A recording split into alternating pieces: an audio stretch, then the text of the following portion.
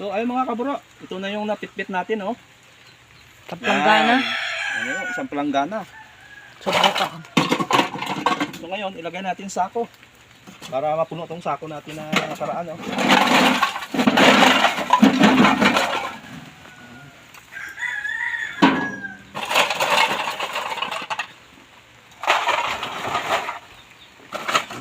Meron na tayong mga ipon mga kabro, oh.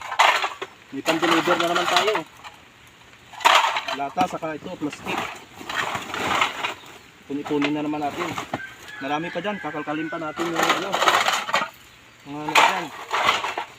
Kaya sipag pa na talaga mga kabro.